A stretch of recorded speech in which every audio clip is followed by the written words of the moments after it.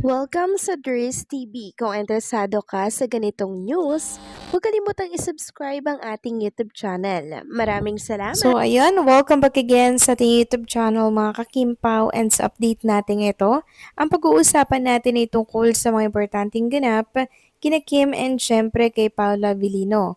Pero bago po ang lahat, maraming salamat sa inyong patuloy na pagsuporta at pagsubaybay sa mga daily update natin. Kaya naman bilang pasasalamat, narito po ang mga napili kong komento patungkol yan sa naging previous update. Unang komento mula po ito kay Ginang Luwalhati Tinedero.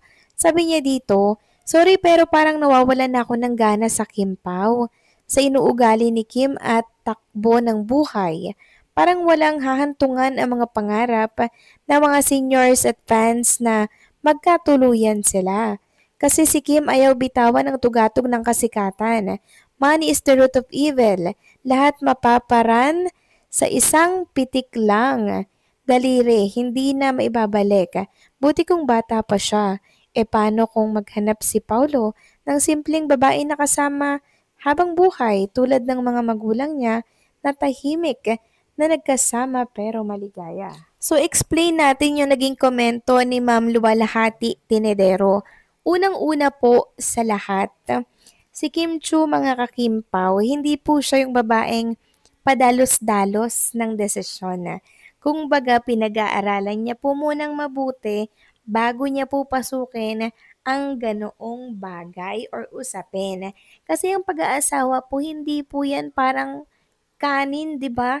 Na pwede mong iluwa pag ikaw ay nainitan. Mga kakimpaw, yun yung dapat nating isaalang-alang. And syempre, hindi po biro. Hindi po biro yung desisyon na gagawin ni Chinita Princess.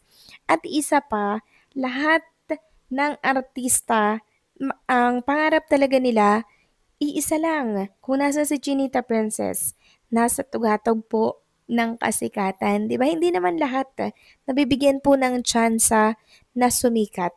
Kaya ano ba yung dapat gawin ni Kim Chu pag sikat siya? 'Di ba? Dapat i-maintain niya po 'yon, 'di ba? And syempre hangga't sikat po siya, dapat niya po yung sulitin. Kasi sabi ko nga po, hindi habang buhay, sikat ang isang artista. Kaya once na nandun ka na sa tugatog ng tagumpay, yun na yun mga kakimpaw eh. Dapat nyo lang yung i-maintain.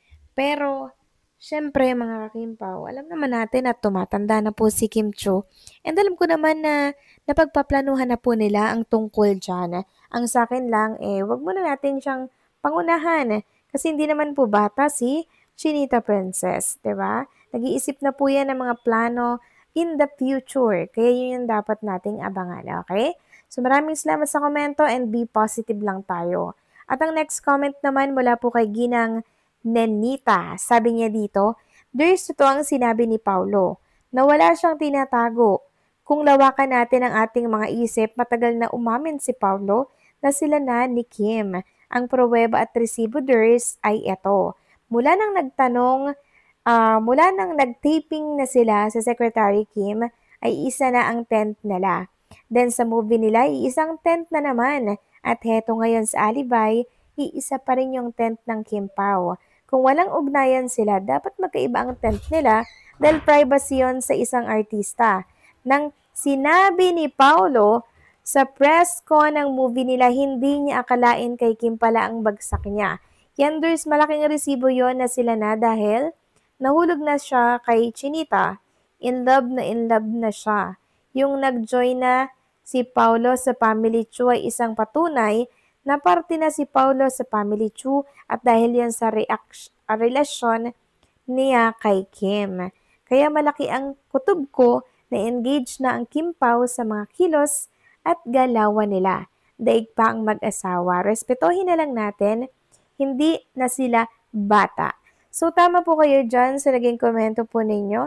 Ginang Ninita, ito yung pinakamagandang comment eh.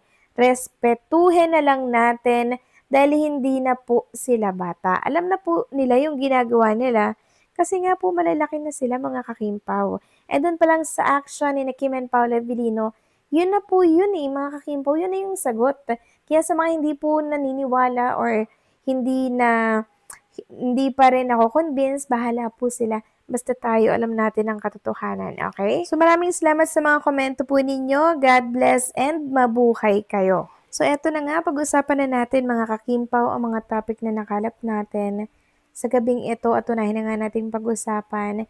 Ito naging isang post ng isang fan dito po yan sa X.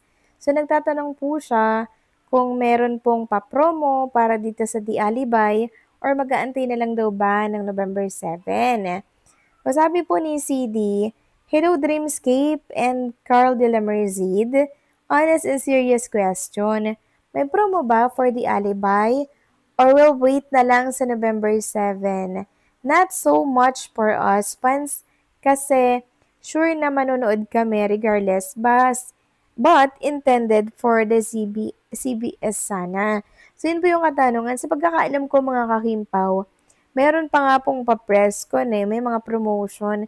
Ewan ko lang kung kailan nila yun gagawin. Kasi syempre, kailangan po nilang i-promote yung The Alibay, lalo na pag malapit na po yung premiere nito sa Prime Video. 'Di ba mga kakimpaw? Which is sa November 7 na. So, hindi po yan mawawalan mga kakimpaw. Siguro inaasikaso na lamang nila yung mga next step nila. Pero meron yan, nabalitaan ko na, meron pong media ko na si Kim and Paula Vilino at ang mga cast for The Alibay. Okay? Wait na lang natin yung announcement. Samantalang next topic naman tayo, pag-usapan natin itong inilabas po na picture ni Chinita Princess sa kanyang Instagram account. So makikita kasi dito na kasama po ni Kim Chu sa isang restaurant itong si JP and syempre yung girlfriend ni JP na si Gil Rose, 'di ba? So makikita dito yung mga food, talagang parang mga vegetarian yung mga food nila dito, 'di ba? So, 'di ba meron pong naging topic sila Ray Pumaloy and Dondon Sermino na mas pinili daw po ni Kim and Paula Vilino na kumain sa isang sikat na restaurant kaysa po sumama sa after party, after po ng ASAP event. So baka ito na yun mga kakimpaw, no? So marami nga nagsasabi na baka double date yung nangyari. JP and Gil Rose, Kim and Paulo Abilino. And since may glass nga po sa likuran ni JP, maraming nagsasabi na baka andyan yung anino sa salamin. I-check daw, baka daw merong anino na mahuli. Sabi nga ng ilang mga Kimpaw fans dito, may glass po sa likod ng brother ni Kim, baka maaninag nyo. Sabi pa ng isa, check ninyo, may yumuko sa salamin. Sabi pa ng isa, yes, kasama si Pau dyan, may plate at glass. Tapos may nag-comment na nag-double date na sila. Siyempre, hindi po mawawala si Paula Vilino dito, mga kakimpaw, di ba? Kasi andyan si Chinita Princess. Alam nga namang maiwan si Paulo, di ba? Si Paulo, you beside me always yan. Kay Chinita Princess na para bang ayaw po nilang maghiwalay together. Nakakaloka, di ba? Kayo ba mga kakimpaw? Ano sa tingin nyo? Please comment down below.